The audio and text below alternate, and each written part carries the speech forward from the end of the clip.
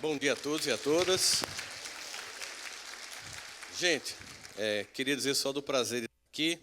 Quem aqui não é da Paraíba, levante a mão. Sejam bem-vindos. Nós recebemos com muito carinho, né? Aqui é onde o sol nasce primeiro. Ponto mais oriental do continente americano. Aqui, quando dá 4h15, você acorda com o sol, né? Porque hoje foi um dia nublado, vocês não tiveram essa oportunidade. Dá alegria de falar aqui e em casa, porque embora eu moro em Campina Grande, é o mesmo estado, e como eu só consigo falar aqui umas 5 vezes no ano, quando eu consigo falar, eu fico feliz, né, de falar em casa. Sejam todos bem-vindos e bem-vindas, e que a gente possa aqui juntos entender o que vocês têm percebido ao longo de todo o trabalho do Amor Exigente, dos congressos, dos seminários que vocês fazem, que o objetivo de estarmos juntos não é construir padrões e receitas para aplicar na vida das famílias, cada uma muito complexas e muito individuais, mas que a gente possa refletir sobre o desenvolvimento do ser humano, suas capacidades e competências. Eu costumo sempre dizer que não existe uma receita de bolo para educar pessoas, mas existem muitas formas de dar errado. De modo que, se eu souber o que é que dá errado, é muito mais fácil que eu consiga dar certo. E aí, eu evitando certas coisas, certas consequências, eu vou ter uma capacidade de desenvolver o ser humano de uma forma muito excepcional. Todos nós, né, essa é uma discussão acadêmica muito séria, nascemos com alguma coisa. Eu não vou discutir aqui de onde vem essa alguma coisa, porque é muito polêmico. Mas as pessoas não nascem sem nada, elas não são tábua rasa. Você percebe quando você tem 3 filhos gêmeos univitelinos que eles têm personalidades completamente diferentes. Mães que tiveram bebês na barriga gêmeos diziam que um chutava, o outro era calmo. Sem ainda nem ter interagido com a sociedade, havia manifestação de certas características da personalidade. No entanto, não obstante a isso, o fato que a gente tem características muito particulares e muito peculiares, todo ser humano, quando nasce, ele precisa ser desenvolvido dentro de uma sociedade que tem regras, conceitos, padrões. Mesmo que esse ser humano que tenha nascido, ele venha para mudar toda a sociedade humana, para isso ele precisa antes obedecer às regras e padrões estabelecidos. Acontece que essa formatação na personalidade humana, a partir de um mundo adulto que está antes da criança chegar, e que a criança tem que se adaptar, ele começou a se perder de 40 anos para cá. Houve uma confusão na cabeça das famílias sobre como estabelecer padrões na educação dos filhos, e isso gerou, obviamente, um complexo no desenvolvimento. Depois de milênios e milênios com famílias extremamente desenvolvidas sobre uma hierarquia muito demarcada, mas que também tinha muitos defeitos, se começou a tentar construir um novo modelo de família.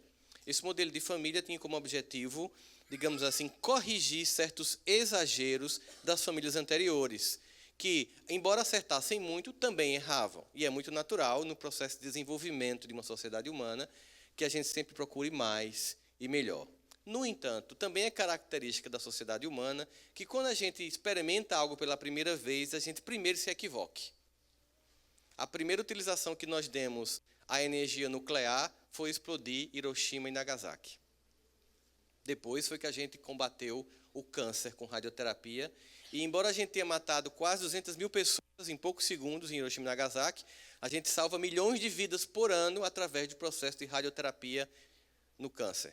Então, a gente primeiro erra, e aí aprende com a dor e acerta. Isso acontece com a sociedade, isso acontece com as famílias. E qual seria, então, o erro que a gente identificaria nessa transformação histórica do modelo familiar? É que aquele modelo antigo ele tinha muitas virtudes, ele tinha ordem, disciplina, tinha respeito, mas tinha muita rigidez, muito machismo e pouco diálogo entre os pais e os filhos, especialmente entre o pai e os filhos. Geralmente, o pai ele era uma figura que ele era meio abstrata e subjetiva, mas ele tinha um poder incrível que só bastava a mãe dizer, quando seu pai que aquilo já provocava um pânico nos filhos, né? Ele era uma autoridade mesmo na ausência. Claro que esse modelo precisa passar por transformações, e esse modelo começa a ser desconstruído. Acontece que quando a gente vai desconstruir um modelo, seria mais ou menos como se você chegasse para uma construtora e dissesse, eu queria reformar a minha casa. Aí o cara, beleza, olha, eu gosto muito do quarto do casal, o banheiro que tem na sala é muito legal, sabe? Eu gosto muito do closet e tal. E aí eu queria que você modificasse a cozinha, ampliasse. Quando você chegasse, o cara tivesse demolido tudo. Se pedir uma reforma, fizeram demolição. No caso, o que aconteceu com a família? Foi uma proposta de reforma que gerou demolição. E, claro, essa desconstrução, num mundo que começava a entrar na era da internet, das tecnologias, do encontro com as diferenças globais do mundo inteiro, um aumento do individualismo, do consumismo, gerou o que todo mundo aí já ouviu falar bastante, mas é importante retomar, uma sociedade que é definida como líquida, ou seja, ela muda tão rapidamente, mas ela muda tão constantemente, tão violentamente, que antes que eu solidifique um conceito, um lugar e uma coisa, aquilo já ficou liquefeito. É como se você botasse gelo na geladeira para gelar, e antes de ficar duro, você tirasse. Então, você nunca consegue sentir a pedra de gelo dura. A sociedade está em constante processo de mudança. E essa mudança desenvolveu alguns sentimentos em coincidência com a crise familiar. A pergunta é, foi a crise familiar que gerou esse derretimento social, ou foi o derretimento social que gerou a crise familiar? Quem nasceu primeiro, o ovo ou a galinha? Sabe aquelas questões clássicas da epistemologia de algum tipo de discussão?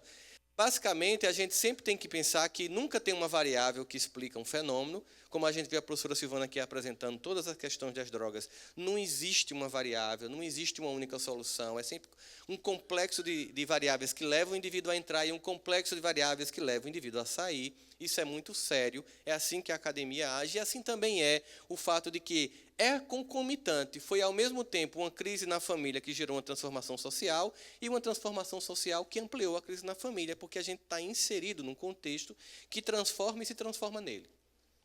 Então, esse modelo familiar que precisava passar por transformações. Quer ver uma frase que mostrava como esse modelo familiar precisava passar por transformações? Infância de muitos de nós aqui, em briga de marido e mulher.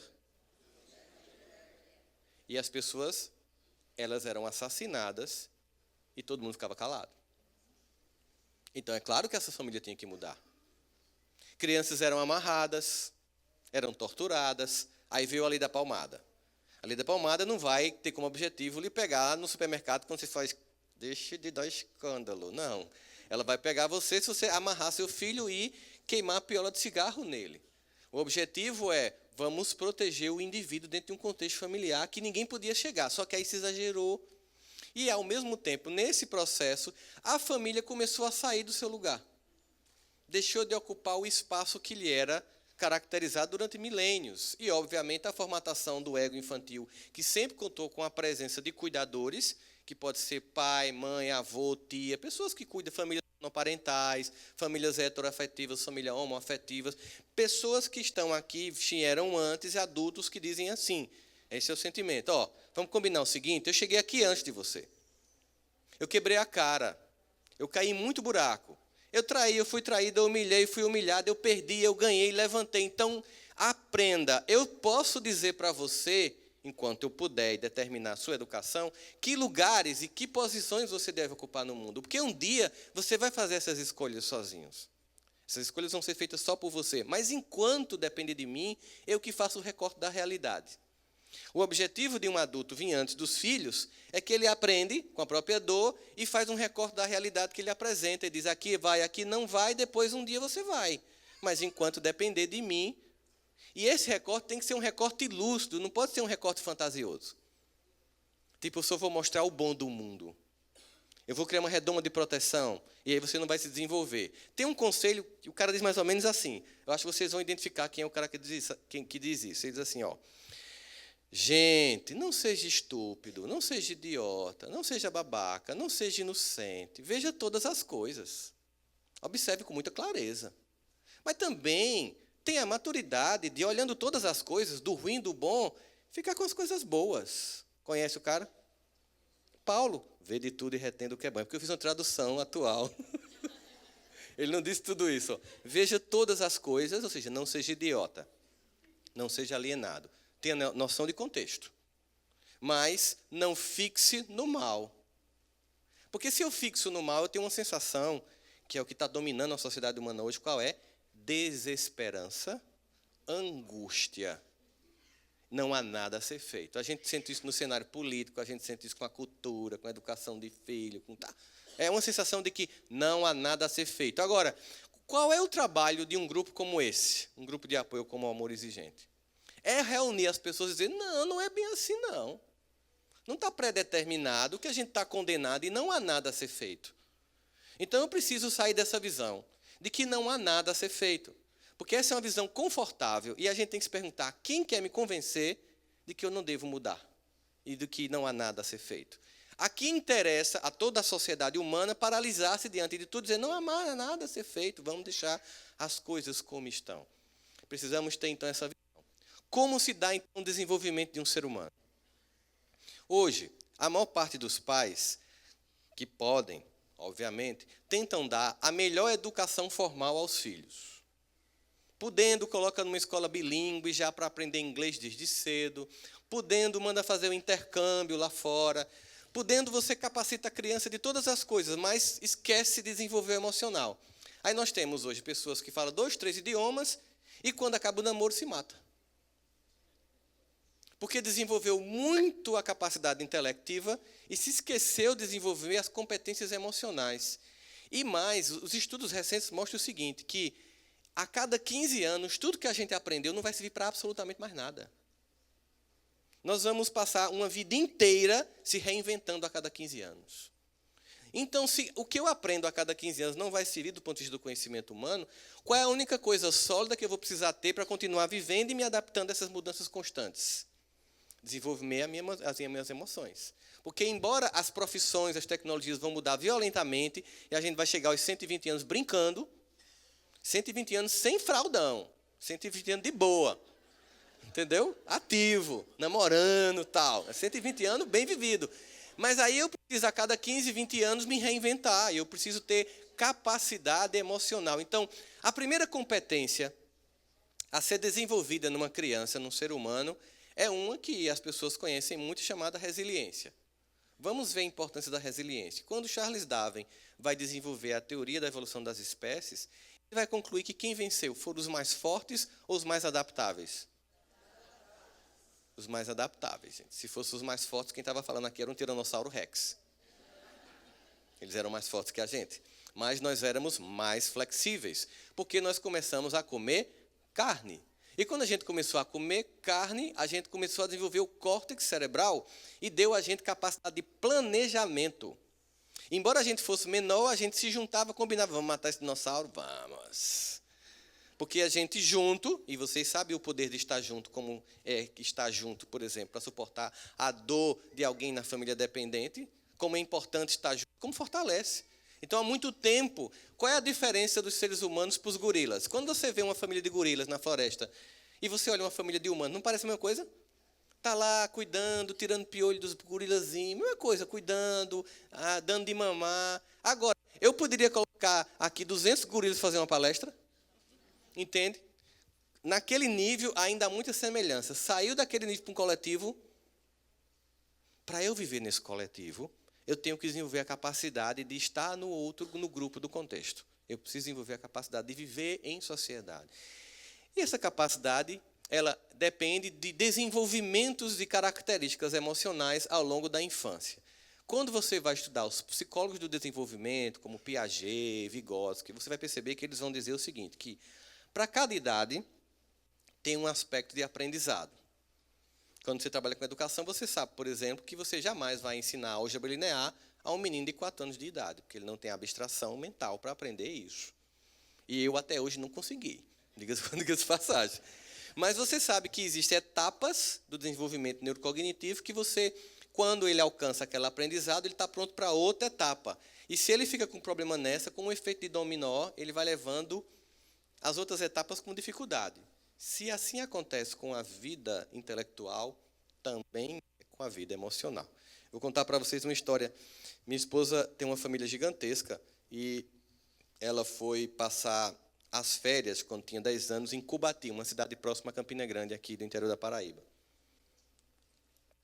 E aí ela disse que tinha um primo dela que estava com catapora.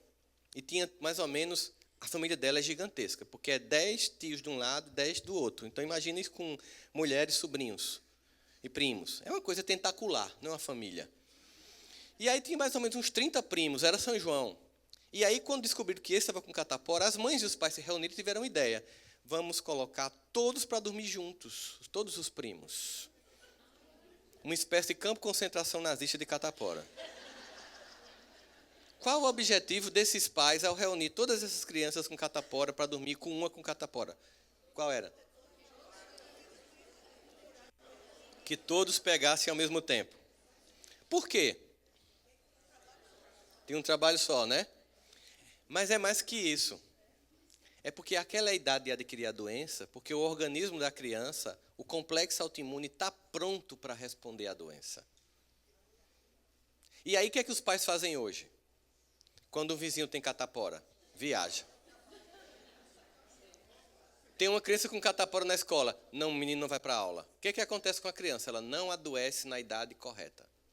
O sistema imune dela não é perturbado para dar resposta. Aí, quando ela é adulta, tem uma doença, e é uma doença autoimune. Porque ela não tem mais competência neurofisiológica, do ponto de vista fisiológico, de dar resposta à doença. Aquela era a idade de adoecer. O que isso quer dizer? Que a ideia de que a proteção é o que salva o filho é o contrário, é o que destrói. Imagina quando você pega usando o exemplo da professora Silvana, que terminou a palestra falando sobre a lagarta, né?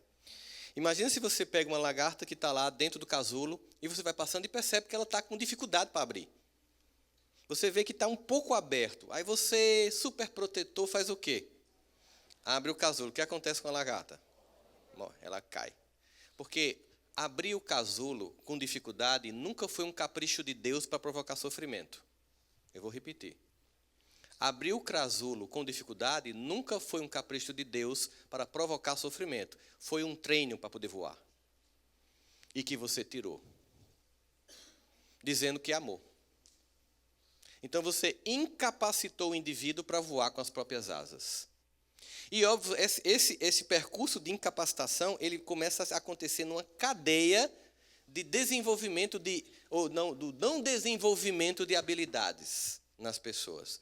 E entenda, ao falar sobre isso aqui, nenhum momento o objetivo é gerar culpa, mas responsabilidade. Não é autonomia o discurso? Então, uma vez que eu gero responsabilidade, eu sei como é que eu evito da próxima. Como é que eu evito com outro filho, como é que eu evito com o neto, como é que eu evito comigo. Porque eu preciso ter desenvolvimento de habilidades e competências. Só que as pessoas que fizeram isso não fizeram porque são más. Fizeram porque acharam que era o melhor. Fizeram porque olharam para a própria infância, uma infância muito mais difícil, uma infância com muitos mais irmãos, uma família muito mais numerosa, uma família com muito poucos recursos e com muita dificuldade. A maior parte de nós aqui teve uma infância pobre, estou mentindo? A maior parte daqui não comprava roupa, recebia. De alguém usada, de irmão por escala. A gente descobre que na pobreza, pobre não troca de roupa, é a roupa que troca de pobre. Ela que lhe escolhe. Então, quando você finalmente faz um esforço muito grande, observando sua própria infância, e faz, eu vou me deslocar desse universo, eu vou vencer, eu vou estudar, eu vou crescer, entrei na classe média, aí você faz. Meus filhos não vão passar pelo que eu passei. Essa foi a pior ideia que se teve em toda uma geração humana. A ideia de que meus filhos não vão passar pelo que eu passei foi a ideia de esquecer que foi exatamente porque passamos pelo que passamos, que nos tornamos quem nos tornamos. Que as dificuldades forjam no indivíduo vontade de vencer etapas e formação de caráter. Que toda vez que eu tenho que buscar e alcançar, aquilo para mim tem valor. E toda vez que me é dado, eu olho com desdém e acho pouco. Observa que essa é uma geração ingrata. A nossa geração, a gente agradecia por qualquer coisa. Um carrinho de rolimã, uhul! É uma geração... Eu fiz uma palestra com aquele James Hunter, de O Monge Executivo. A gente foi jantar e tinha um senhor multimilionário que estava lá, assim, estou tão triste, Rossandro, que foi, meu filho está fazendo um mestrado em Harvard. E aí eu fiz o seguinte, ele foi de férias para Paris. Aí disse, o senhor pagou, não foi? Foi. Eu queria acompanhar toda a história, né? E aí eu aproveitei que ele saiu de férias e fui lá com minha esposa, modificamos o apartamento e trocamos o carro dele. E aí, quando ele voltou, ele ligou para mim reclamando da cor do carro. E o senhor está triste, né? Tô, porque ele não reconheceu. Exato, mas deve ser desde criança, né, que o senhor faz isso e ele não reconhece e o senhor não se queixa, né? Ele disse, então eu acho pouco, me desculpe. Ele ainda tinha que dizer que a decoração estava brega, para o senhor acordar. O que é que você fazia no meu lugar? No meu lugar, filhão, fica tranquilo, pode ir para a universidade que eu troco o carro. Quando ele chegasse, não tinha mais carro. Eu dizia, pega transporte público, aí é seguro, filhão. Para você entender a importância de um carro. E em vez de olhar que a cor não agradou, agradecer que foi trocado. Veja como é uma geração do excesso. Nessa mesma Harvard, eu fui fazer uma palestra, não em Harvard, em Boston. Minha esposa tem uma prima que está fazendo pós-doutorado em neurofisiologia lá para fazer cura do glaucoma. Elas têm uma canadense aqui que está fazendo uma pesquisa que parece muito com essas coisas que você fala sobre a educação de filhos. Eu fui lá conhecer a pesquisa dela. Era sobre ansiedade e estresse. Ratinho hamster número 1. Tinha que fazer uma atividade, e se ele fizesse essa atividade, ele ganhava comida. Ou seja, estava claro, do ponto de vista de comportamento para aquele rato, que ele precisava fazer alguma coisa para ganhar alguma coisa. Nível de estresse e ansiedade desse rato? Nenhum. Eu chamo já o ratinho da geração moral e cívica, nossa geração. Sabia que tinha que estudar, sabia que tinha que ganhar dinheiro para comprar casa, para ter família, ou seja, para ter estabilidade. E fomos atrás. Aí o ratinho daqui, ó, mesma coisa. Não tem que fazer nada. Tem 15 tipos de comida. Nível de estresse e ansiedade altíssimo. Conhece alguém assim? Netflix, Xbox, tênis da moda, shopping center, viagem para Disney, roupinha de marca, comida que quer, a hora que quer, acorda que quer, viciado em telefone. E você acha que essa pessoa vai ter interesse pelo mundo? Sabe o que vai acontecer? Como não tem nada excitante na vida dela, ela vai buscar algo excitante. Sabe o que ela encontra? As drogas. Exatamente. Tirou toda essa a excitabilidade. Eu fui fazer uma palestra na Bovespa. Terminou, o cara disse assim, olha, você podia jantar com um amigo, fiz um jantar na minha casa. Bora, né? São Paulo. Você sabe que São Paulo, o rico de São Paulo é bem rico, né? Cheguei lá no Alphaville, imagina a casa do cara, né? Aí minha filha tem uma coleção de bonecas que queria lhe mostrar. Quando ele disse, chega, deu uma dor no coração. Uma coleção de bonecas, né? Aí a casa era a casa do excesso. Nada contra. Tudo comprado, com dinheiro honesto dele, nada contra. Mas a questão é o excesso. Cheguei no quarto da criança, que era maior que meu apartamento. Tinha um closet, o quarto e um outro closet de bonecas. E quando eu cheguei lá, tinha muitas bonecas. Mas muita. Era, sabe, móveis planejados, com arquiteto, tal. A coleção daquela boneca bem famosa, que vocês todos sabem qual é, mas eu não vou dizer o nome, que está todo mundo filmando aí, vão processar. Aí eu perguntei assim, qual foi a primeira boneca que você deu para ela? Ele disse, aquela. Quantos meses ela brincou? Ele disse, uns 6 meses a 1 ano. A última, aquela dali, não foi, meu amor? Foi. Quanto tempo ela brincou? Ele ficou em silêncio. Ele ficou em silêncio, olhou para mim e fez, fiz merda, não foi? Grande.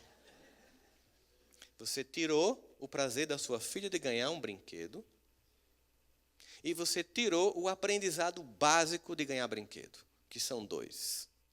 Quando você dá brinquedo no Dia das Crianças, no aniversário, no Natal, você tem primeiro o desenvolvimento psicológico da criança, né? Desenvolvimento emocional da pessoa. O primeiro é esperar o dia certo e trabalhar a ansiedade. E aí, é claro, quando ela quer ganhar no aniversário, ela todo dia acorda para você e faz, quantos dias faltam? E aí, para você ficar mais aliviado, entrega logo. As pessoas fazem isso. Toma logo. Primeiro aprendizado é ansiedade. É uma geração que não suporta esperar. Eles terminam um curso de universidade, conseguem um emprego e quer ser presidente da corporação em 6 meses. E claro que eles vão embora, não conseguem ficar. Então, esperar. Outra coisa que eu aprendo quando eu dou o presente na data correta. Eu aprendo o seguinte, mas a minha prima ganhou a boneca já. Aí você vai dizer, mas é porque já foi o aniversário dela. Ela vai aprender a trabalhar a inveja, que é suportar uma pessoa ter uma coisa que você não tem. E 2 aprendizados bem simples que se é dado por dar o brinquedo na data certa, se perde quando se dá o tempo todo. Mas é porque meu pai dava, minha mãe sempre trazia. Eu digo, olha, não tem nada impede avós de dar. Avô e vó não tem a obrigação de educar, ele tem que estragar. É papel de avô e de avó. Ele tem que curtir. Tem que curtir. Agora, o pai e a mãe têm a obrigação de barrar o avô e a avó. Entendeu? Por quê? Porque você vai chegar para vovô e vovó e dizer assim, quando você me educava, você deixou alguém interferir na sua educação? Não, então, por favor, faça o mesmo por mim. Deixe eu educar do meu jeito. Agora, você pode dar o presente, e claro, vovô e vovó viajou, traz uma boneca, dá a boneca, aí papai e mamãe diz, tá aqui, mas só brinca no dia do aniversário. Eu não recusei o brinquedo que meus pais trouxeram, mas eu estou dizendo para o meu filho, o seu brinquedo está aqui, mas você vai esperar, vai olhar, ficar olhando lá. Sabe o que acontece quando você demora a ter aquilo que você deseja? Acompanhe essa história. Quando nós, na nossa adolescência, queríamos gravar uma fita baixo e cromo com a música que a gente mais gostava da FM da época. Antes ainda do som 3 em 1, nós fazíamos exatamente isso. Colocávamos uma rádio na frente e um gravador na frente da rádio. E ficávamos com o botão Rec Play a tarde inteira, a ponto de ter um alé. Acompanhe o raciocínio, veja a importância. Depois de quase 4 horas, passava as 10 mais do dia na rádio. E a gente tinha que decorar os acordes bem no início, para não perder, porque não valia a pena pegar a música na metade. Não andava para mostrar para os amigos. Quando finalmente alguém da casa fazia, ei, você fazia, cala a boca que eu estou gravando. Depois começava a rezar, porque ainda tinha o segundo risco, o cara da FM dizer, você está ouvindo Globo FM. Acabou a música, tinha que gravar tudo de novo. Assim, depois de um mês, a gente conseguiu uma fita baixo e cromo com 6 músicas indo, 6 músicas voltando. Um mês de investimento para conseguir uma fita. Quando alguém pedia emprestado, sabe o que a gente fazia? Vamos, você ia junto. Você não dava para a pessoa. Porque tinha investimento seu ali. Você escutava, quando voltava que a fita, aqui só para entender é nordestino, torava. Traduzindo, quebrava. A gente abria, feito neurocirurgião, recolocava, reparafusava, e canetas Bics foram feitas para rebobinar fitas. A gente rodava a caneta. Agora veja o que é que acontece. Quantas músicas você tem no seu Spotify, no seu Apple Play? Já ouviu todas?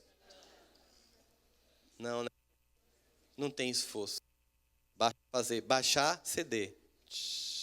Aí você só quer escutar uma. Você nem se dá o trabalho de apagar as outras. A não ser que tenha uma memória celular ruim. Aí você apaga mesmo, que é o jeito. Porque o que vem fácil não tem valor. A geração anterior teve que ralar para conquistar. E quando conquistou, deu muita importância. A geração presente não tem ralado e não tem dado importância. Como não tem nenhuma excitabilidade, nem de gravar uma fita, mas as pessoas buscam excitabilidade, elas vão se viciar em jogos eletrônicos, em smartphones, em drogas. Elas vão ser convidadas, assim, imagina, você está lá, seu filho tem tudo, nada provoca nele um desenvolvimento e conquista. Aí alguém faz assim na internet. Você já pensou em amarrar um saco na cabeça e ficar sem respirar para ver quanto tempo você aguenta? Aí finalmente alguém apresenta uma coisa excitante. E ele faz. Porque você tirou todo o poder de conquista. Toda a necessidade de chegar lá. E ninguém fez isso porque é ruim. Ninguém fez isso planejando. A maior parte das pessoas fez isso amando. Mas o amor tem que ser exigente. Entenderam a lógica? O amor exige desenvolvimento de habilidades e competências. Eu fiz uma palestra numa escola, em São Paulo. Mensalidade de mais de 10 mil reais. E uma mãe chegou para mim na hora do autógrafo e disse, vou tirar minha filha daqui. Eu disse, por quê? Ela acha as aulas muito chatas. Aí eu cheguei assim, quando a senhora estudava, a senhora achava as aulas boas? Ela disse, não. E a senhora acha que mudou por quê? Mas não tem que ser agradável, não. É o maior erro dessa geração. É achar que tudo tem que ser prazeroso. Isso foi uma loucura. Isso é uma espécie de loucura. Quem é que, em sã consciência, tem prazer em estudar o futuro do pretérito imperfeito? É porque tem que ser. É o jeito. Sabe como foi que eu aprendi isso? 14 anos. Não, 16. Ivete Sangalo vai em Campina Grande, ainda na banda Eva. Lembra da Micarande? Lá perto da casa da gente, né? Aí, é porque Tânia e a gente morou na mesma rua, viu, gente? Por isso que eu estou dizendo isso, tá? Você pode contextualizar.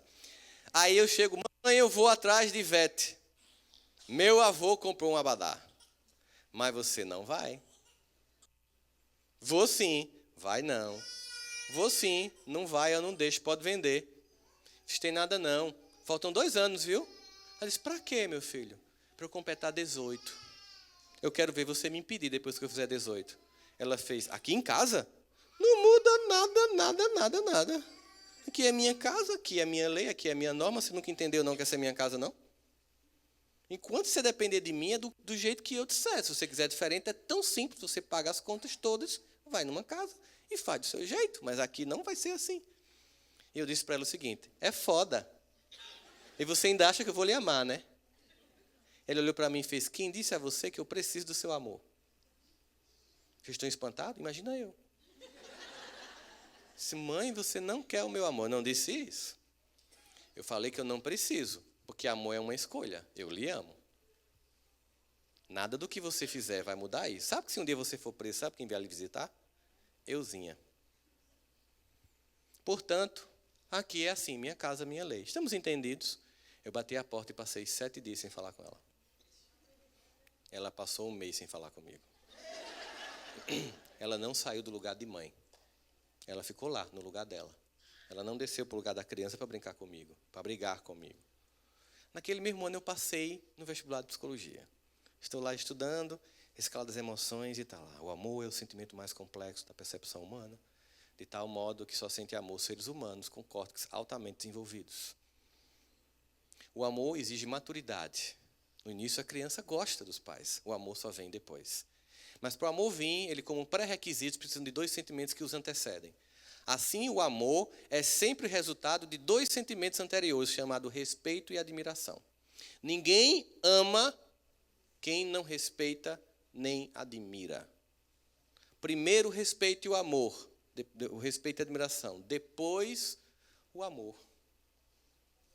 Para poder a pessoa me amar, ela tem que me respeitar. Por quê? Isso é exigir que você olhe para mim com um sentimento de gratidão pelo que eu ofereço, e não com um sentimento de só. Eu quero mais. Não gostei da cor.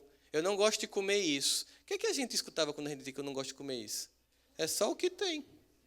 Vai dormir com fome. Aí as pessoas acham que a criança vai morrer de fome, né? Gente, eu faço parte de uma ONG chamada Fraternidade Sem Fronteiras.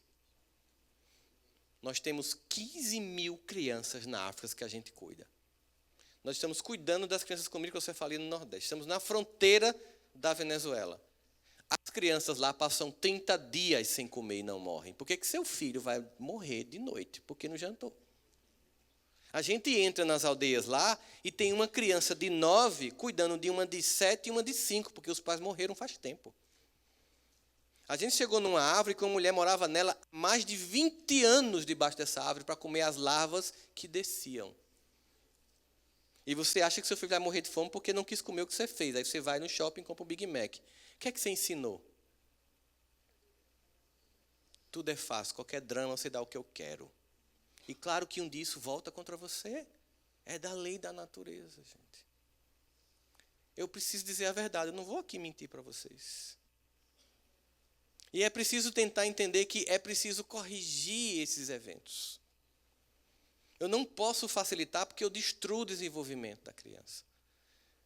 E enquanto ela depende de mim, eu posso retomar o lugar de respeito. Mas eu aprendi, sobretudo aos 14, por que é que tem que se fazer o que se não gosta. Quando minha mãe olhou para mim, muito astuta e observadora, e disse, eu andei lhe observando e percebi que você não gosta de estudar de jeito nenhum. Eu disse, mãe, não é que eu não goste.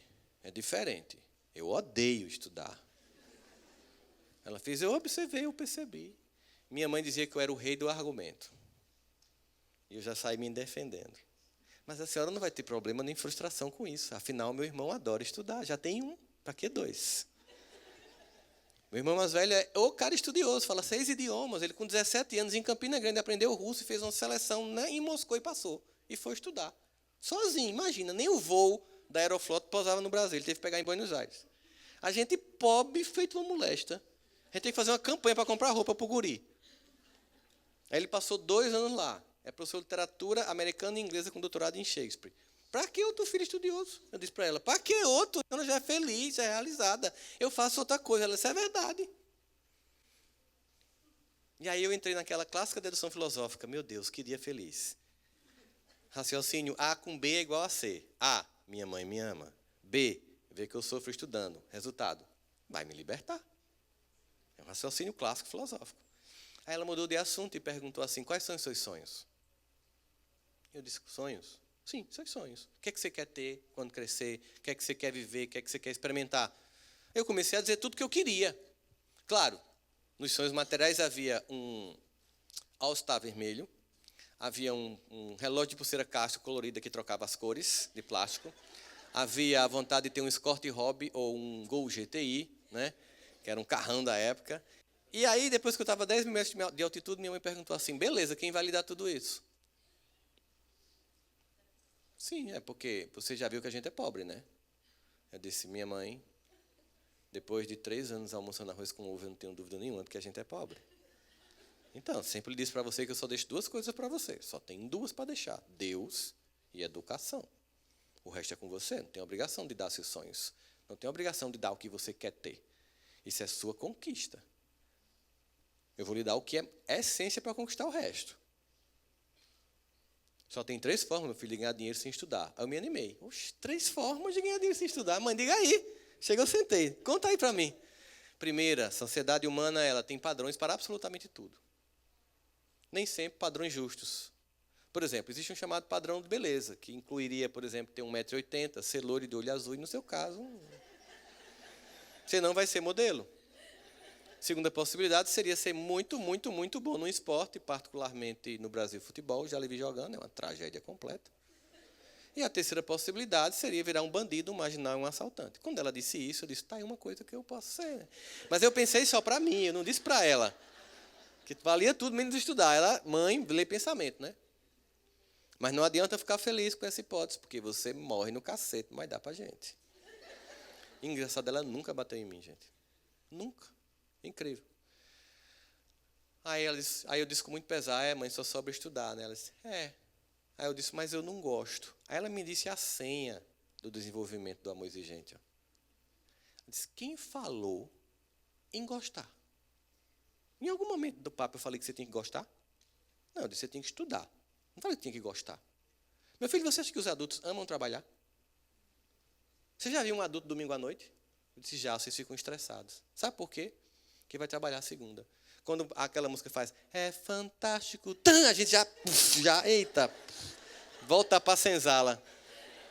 Miséria, né? Já dá angústia. Mas sabe por que a gente vai? Porque tem que ir, meu filho. Porque tem contas para pagar. Tem filho, tem escola, tem comida, tem tudo. Tem que ser feito. Ela contou para meu avô, que a gente morava junto lá, né? Morava com meu avô na casa, na frente da casa de Tânia. Aí meu avô nasceu em 1914 aqui na Paraíba. Ele chegou para mim, senta aí, que eu quero conversar com você. Meu avô era caminhoneiro, tinha um caminhão 1113, azul, e era poeta repentista. E gostava de ler poemas para mim. Ele gostava de ler Khalil Gibran pra caramba, né?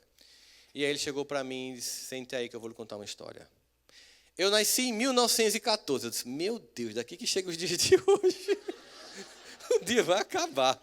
Acabou-se o dia. Mas ele foi bem objetivo. Quando eu tinha a sua idade, 14 anos, era 1928. E aqui no Nordeste teve uma seca gigantesca. Eu morava no sertão e vi meus pais morrendo de fome. Sabe o que eu fiz? Eu fugi de casa.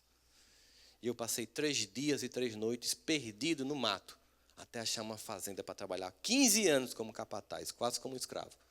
Quando eu voltei, meus pais já tinham morrido. E eu percebi que eu não queria ficar numa região seca. E fui andando até chegar a uma cidade como essa, Campina Grande, que é um centro universitário. Sabe para quê?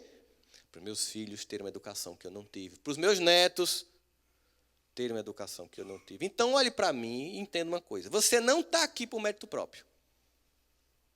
Você está aqui como resultado do esforço de muita gente. Então, não desonre o que eu fiz. Entendeu? Aí eu, E eu fiz um poema para você entender isso como um mantra na sua vida. O que é um mantra, vô? Mantra é uma oração repetida nas religiões que você diz até virar conduta e comportamento. E o poema? Estude, não esmoreça, pois traz erguida a cabeça quem sempre cumpre o dever. A vida é luta e batalha, e nela só quem trabalha merece e deve vencer. Ou seja, não terceirize para mim, para sua mãe, o esforço que você tem que fazer. Não terceirizem para a escola um esforço que a família tem que fazer. Não terceirize para as religiões um esforço que a família tem que fazer. E quando a família não faz, tragédia mais do que anunciada. Simples, regra do jogo. Vocês acham que essa palestra daqui, eu daria ela no Japão? No mundo árabe? Eu vou dizer para vocês uma coisa constrangedora.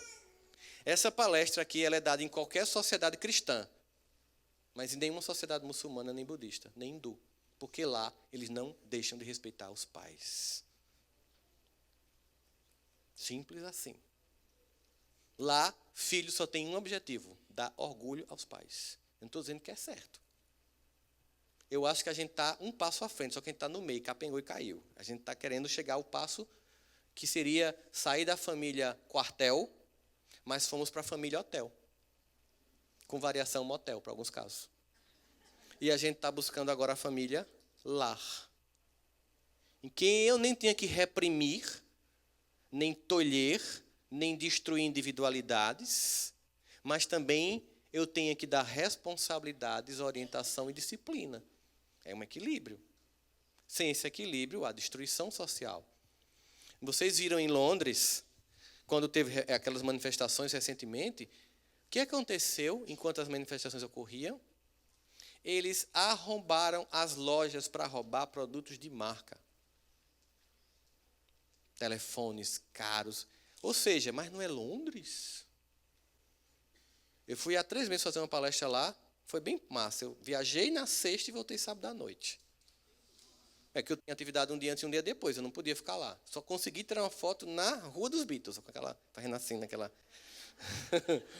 passarela, somente. E aí, quando eu fui sair do hotel, o cara disse: "O senhor vai sair com celulares?" "Pode não, não, tem assalto de celular aqui." Eu disse: "Em Londres? Cadê a rainha que não vê isso?" Os adolescentes aqui roubam para poder comprar coisas. Aí você pensa assim, mas isso não acontece, não é só com pessoas de classe média não, gente. Todas as famílias foram contaminadas pelo desempoderamento dos pais e um precoce empoderamento dos filhos. Lembrem do vídeo que rolou no WhatsApp há uns 3, 4 anos atrás. Uma senhora dizia: "Eu recebo R$ 170 do Bolsa Família. E isso não dá mais para nada. Porque eu tenho uma filha de 16 anos. E você sabe como é. Uma calça para uma menina de 16 anos é mais de R$ 300. E quando eu escutei aquele vídeo, eu fiz: meu Deus do céu. Quando alguém que ganha o Bolsa Família se vê obrigado a comprar uma calça de R$ 300, o mundo está todo invertido, gente. Completamente invertido. Não existe a ordem. O ordenamento psicológico é formatador do caráter e desenvolvimento pessoal. É preciso esse ordenamento. Simples assim. Se esse ordenamento não é feito, aí eu não desenvolvo resiliência, que é capacidade de me adaptar às frustrações da vida. Por exemplo, você não vai ganhar esse brinquedo porque eu não posso comprar. O mesmo que eu posso, eu acho que você não deve. Você vai comer o que tem. Se você não quiser, você dorme com fome. Sabe o que acontecia com a gente? Quando a gente, na pré-adolescência, a gente começa a querer confrontar, né? Pois eu não como. Aí ia para o quarto com fome. A mãe e o pai morrendo de drama, de consciência, mas segurava. O que a gente fazia à noite? Assaltava a geladeira. E sobrevivia. Nós comemos tijolo, terra. Vocês comeram coisa estranha? Eu comia. Comia bombril. Todo mundo sobreviveu. Assaltava a geladeira, né? Isso era mais inteligente. Então, a gente assaltava a geladeira para dizer assim: eu não comi, mas a mãe no outro dia via que a gente tinha comido alguma coisa. Ela não é idiota, e ficava lá, tá. A regra é essa, é o que tem. Isso gera necessidade de querer mais. Vocês lembram quando chegava um frango na casa? Qual era a hierarquia do frango? Coxa para os pais, né? E vinham os irmãos mais velhos, iam comer nas outras partes, e o caçula, pescoço e pé. Especialista, pescoço, pé e sobrecu, né? Nome horrível para uma. Enfim. Comia pra caramba. Qual é o sonho de consumo de quem come pescoço e pé? Comer a coxa. Para comer a coxa tem que fazer o quê? Trabalhar para pagar pelo frango. O que é que você faz hoje? Você dá a coxa para o filho. Sabe o que é que ele faz? Mora na sua casa, traz menino, menina, neto de uma, neto de outra e consome sua aposentadoria. Claro, a casa é dele. Desde cedo não deixou de ser sua. Você é um pagador de conta. Claro que não ia dar certo. É preciso, então, ocupar o lugar. O lugar da formatação do caráter e do respeito. Aproveite enquanto você paga as contas. Retomar o lugar é fácil agora? Não. Vai ter uma guerra? Vai. Mas permanecer omisso vai criar uma tragédia maior. É uma guerra? É uma guerra. Vai ter que travar? Vai. Cansado, mais velho? Foi escolha. Ah, eu não sabia. Desculpa, a vida é assim. Tem tanta coisa que eu não sabia, tive que aprender na dor. A maior parte das pessoas estão aqui pela dor. A dor nos ensina a procurar ajuda. Claro, todas as ajudas, inclusive espiritual. Uma das coisas que mais tem ajudado as famílias é a vivência espiritual nas religiões que cada um tem. Porque nas religiões você consegue acessar uma dinâmica de tratamento que está para além do tratamento convencional, que é extremamente importante e necessário. Psicoterápico, tudo que você imaginar que tiver à disposição tem que ser utilizado. Mas a fé tem um tipo de acesso que a gente não consegue compreender. Porque sabe seu filho e sua filha? Antes é filho de Deus. E você chega para papai do céu e fala assim, ó, você mandou, eu cometi alguns equívocos. E sei que você não tem uma orientação de punir, mas de misericórdia. Então me ajuda a resgatar. Quando as pessoas dizem assim, é porque não resolveu porque o dinheiro foi pouco, né? Não, é porque a oração foi pouca.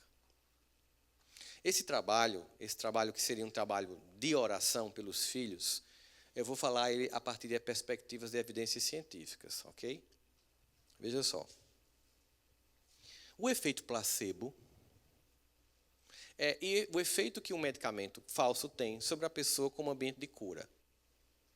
Tem um amigo meu que atendia aqui no PSF, no interior da Paraíba. A gente começou a fazer faculdade junto, ele fazia medicina e psicologia, ele terminou tal, e foi trabalhar no interior, ele era aquele bem ateu tal. E aí ele disse que ligou para mim desesperado, porque tinha uma paciente que ele, com 27 anos, diagnosticada com câncer de colo uterino bem avançado.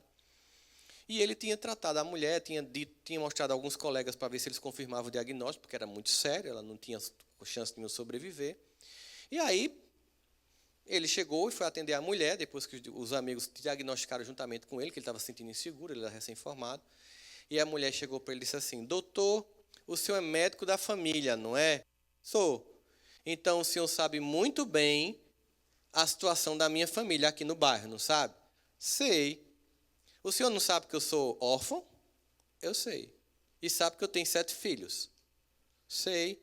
O senhor também sabe que meu marido fugiu com a quenga da vizinha. Quenga é o nome que se dá à mulher que trai. Vocês entenderam o que é quenga, né? Sei. Então o senhor sabe a coisa mais importante, que se eu sou órfão, meus filhos estão sem pai, e eu tenho 7 filhos, o senhor sabe do mais importante. Ele disse, o que é? Eu não posso morrer.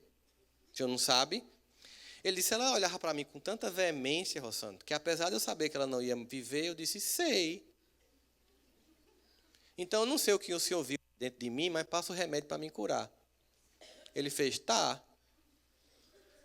E receitou automaticamente um remédio que tinha como único objetivo. Ela estava assintomática, ela tinha um câncer, mas não tinha dores ainda, mas era uma questão de tempo. Ele passou um medicamento apenas para diminuir a dor quando ela eclodisse. Durante 2 meses, um comprimido por dia, 9 da manhã. Ele tentou fazer residência, não passou na que ele queria, volta 6 meses depois para o município, e a mulher está lá na feira, olha para ele e fez, doutor, aí ele fez, meu Deus, eu estou vendo alma. Se arrepiou todinho. Só que quando ela gritou, o povo olhou para ela, ele fez, então não é ela. Tudo bom com a senhora? Tudo bom, doutor. Tá bem? Tô. O senhor não passou remédio para ficar boa? Ele foi, passei, né? Passei. Pois a senhora pode ir amanhã? Eu voltei para o PSF. Pode ir amanhã? Posso. Ele disse, Rossandro, quando eu coloquei o espéculo, o colo do útero dela era mais limpo do que o de uma virgem. E eu perguntei, o que você fez? Ela disse, eu tomei o remédio que o senhor deu. Como? Na verdade, eu não tomei o remédio que o senhor deu, porque eu não tive dinheiro para comprar. A verdade, para ser franca com o senhor, é essa. Mas eu vi que o senhor tinha receitado o remédio para tomar durante 2 meses, todo dia 9 da manhã. Aí a senhora fez o quê? Fez banho de assento? Foi o que a senhora fez? Tomou erva? Eu disse, não, eu peguei sua receita e picotei em 60 pedaços. E todo dia, 9 da manhã, eu rezava meu terço e engolia um pedaço.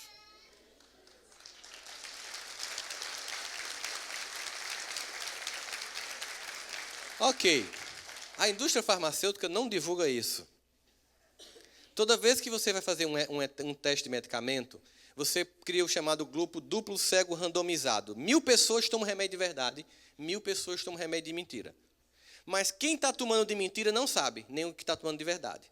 Nem quem ministra sabe quem está tomando de mentira de verdade. Só um outro pesquisador sabe, para evitar que o médico também fique impressionado por isso.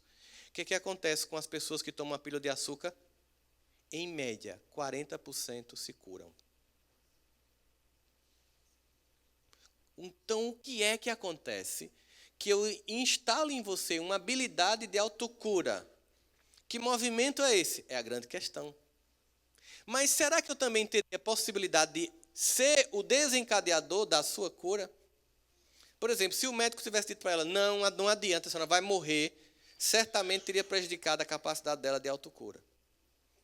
Se um médico, numa consulta, meio como um zumbi, dizendo sim, sim, sim, sim, influencia na cura de alguém, imagine uma mãe e um pai que não vai mais para a estratégia do conflito, que já sabe que não dá certo.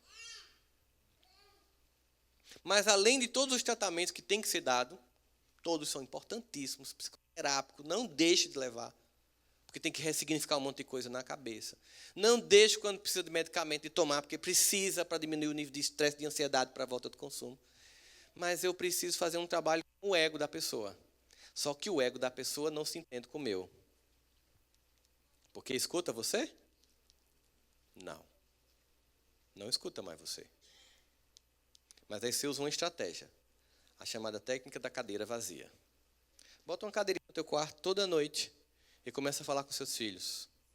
Tudo o que você sempre quis dizer, mas ele não escuta mais. Mas é para a cadeira vazia. Agora tem que ser uma fala sincera. Sabe como é fala sincera? Eu fiz merda com você. Me perdoe. Na hora de dizer não e de ser exigente, eu facilitei. Eu não estou mais aqui, sabe, para encontrar culpados. Eu estou aqui em busca de solução. Eu não estou aqui para me martirizar. Mas eu estou aqui para não desistir. Eu estou aqui porque eu não vou desistir. Então eu vou dizer tudo o que eu queria te dizer, mas não disse na hora certa. E você não quer mais escutar agora, mas eu vou dizer aqui no quarto. Porque vai chegar em você de alguma forma. Eu poderia passar aqui horas citando as pesquisas científicas sobre prece intercessória, mostrando como a oração que alguém faz por outro, sem outro saber, chega na vida dele. Imagine um coração de uma mãe e de um pai. O poder que tem. Primeira questão. Essa é uma guerra silenciosa, ele não pode saber. Ela não tem prazo para acabar. Ela só acaba quando você vence. E como diz Lao Tse, o amor é invulnerável no ataque, jamais perde na defesa. Então, se a culpa ainda está no seu coração, abandone hoje. Porque Deus nem culpa mais você. Culpa é o lugar em que as pessoas paralisam de se movimentar.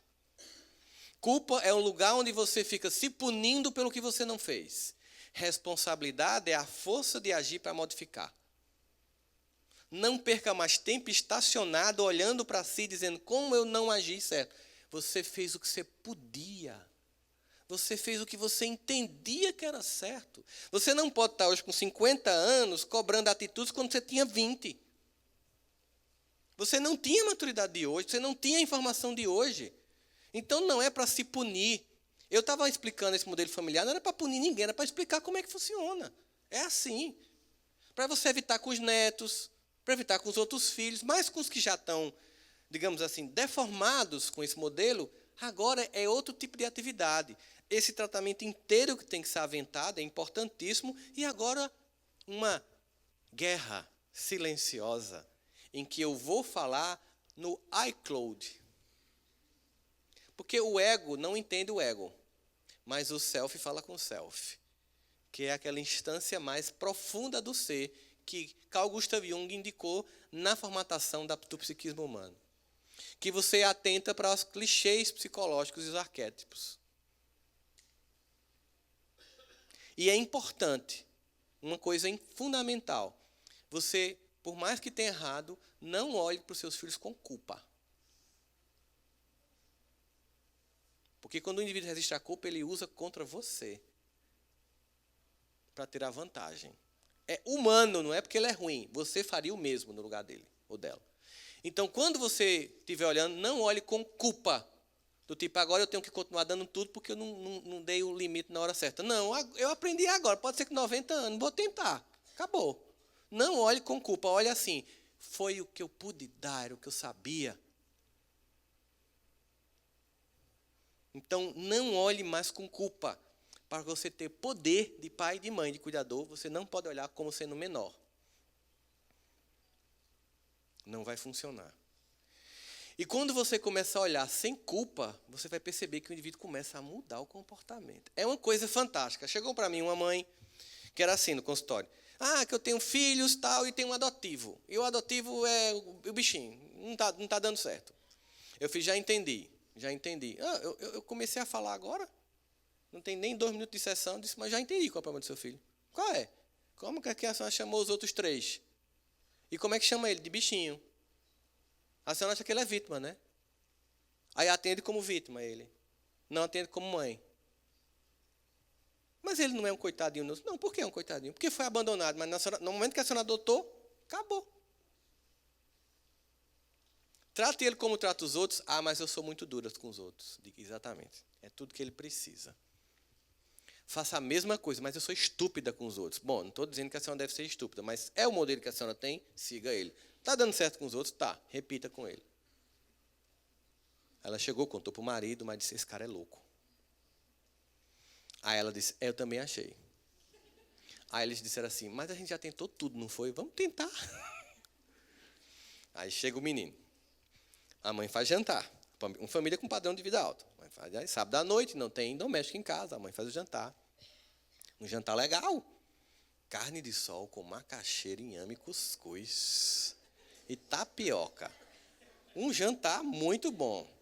Se não oferecer aos nossos visitantes, por favor, façam isso. Né? E aí, ele disse, eu quero comer comida japonesa. Aí, pela primeira vez, ela fez, é só o que tem para hoje. Me dê o cartão? Não dou. Me dê a porra do cartão, véia.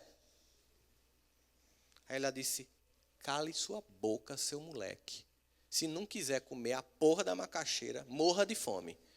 Ele ficou tão espantado com a reação dela que ele ficou assim. 30 anos depois, ele estava com 30 anos, ele ficou calado, voltou para a sala com a namorada em silêncio.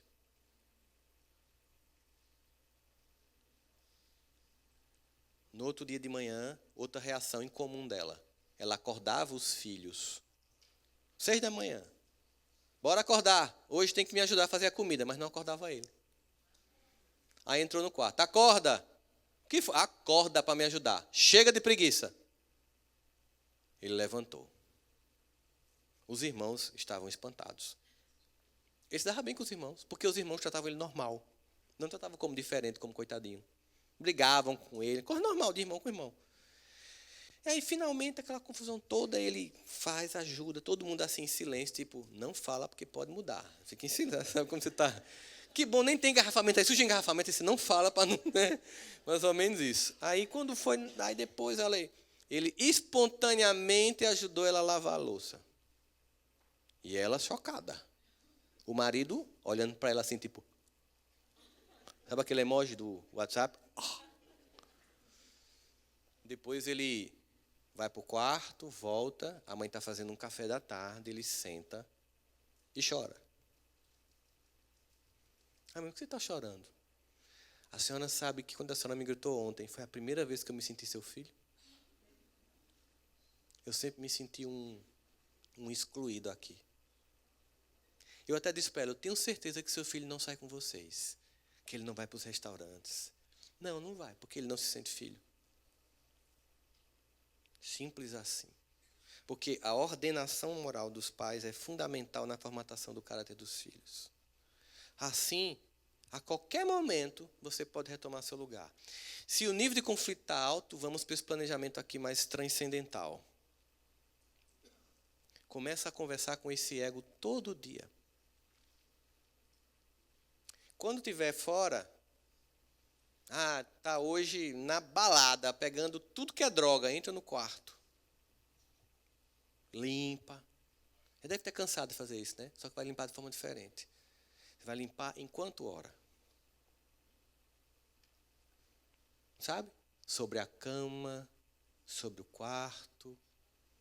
Você vai fazer um trabalho diferente. Não é de confronto, não é de procurar mais aquele pedacinho de maconha, não. Você vai fazer um trabalho espiritual ali no quarto. Tudo que, sabe assim, vamos fazer diferente a partir de agora. Isso é igual uma amiga minha, que ela é daqui de João Pessoa, que quando o marido está dando muito trabalho, ou os filhos, em vez dela dizer miserável, ela faz, tu é filho de Deus, que eu sei. É quando está muito irritado, tu é filho de Deus, que eu sei. Então, você chega lá e, você é filho de Deus, que eu sei. Além de ser meu filho, é filho de Deus. É um trabalho para muito tempo. É um trabalho de não olhar mais com culpa. É um trabalho de desenvolver habilidades. Porque aquela ideia de que o grosso da personalidade é formado na infância, hoje não é consenso na psicologia. Claro, nós sabemos que quanto mais cedo, melhor. Mas enquanto há vida, há esperança. E uma das descobertas fantásticas da psicologia recentemente é que o indivíduo começa a finalmente amadurecer depois de 50, gente. Até os 50 é um jogo de satisfação para o externo. A gente começa a amadurecer depois de 50. Então, nós temos filhos que ainda estão amadurecendo. Vamos lá, cuidar. Cuida. Não cede mais. Enfrenta o conflito. Mas age de uma outra forma. Usa a exigência que você não usou antes. E claro, pode ser que chegue um momento que já não dê mais. Não é verdade? E aí você entra naquela grande questão. Eu estou no mar, alguém que eu amo pula do barco. Eu jogo uma corda, eu jogo um bote, eu estendo a mão, eu faço tudo o que eu posso para resgatar. Mas a pessoa quer afundar e me levar junto. É prova de amor afundar junto? Então. Agora entrega para o papai. Mas enquanto puder jogar uma cordinha, joga. E aí agora é uma cordinha invisível. Use todo o seu recurso de fé.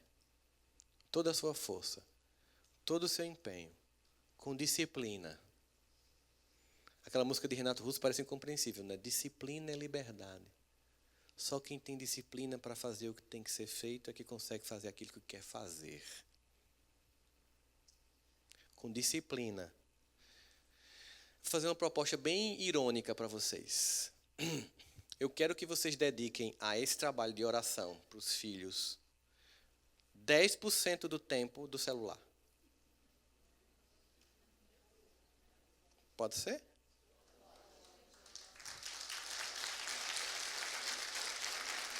% do tempo que nós, hoje, sequestrados pelos celulares, eu me incluo. Eu estou fazendo um trabalho de detox. Vocês imaginam que agora a gente está num detox. Eu sei que a gente está aqui já com síndrome de abstinência.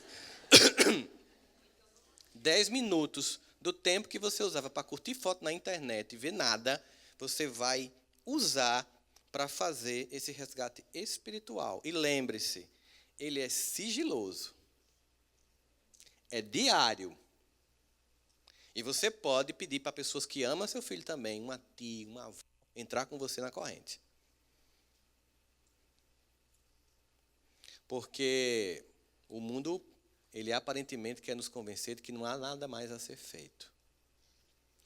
Mas pelo menos uma coisa eu queria que vocês entendessem hoje aqui de manhã, se eu conseguir que isso fique claro, já me sinto infeliz, muito feliz com isso. É que, de fato, o amor, seja exigente, seja paciente, qualquer tipo que seja a formatação do amor, ele continua tendo a grande força de transformar.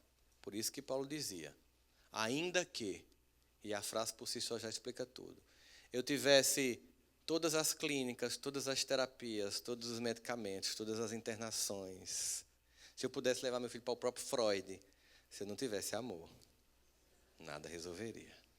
Muito obrigado, muita paz a todos vocês. Prazer estar aqui. Obrigado, gente.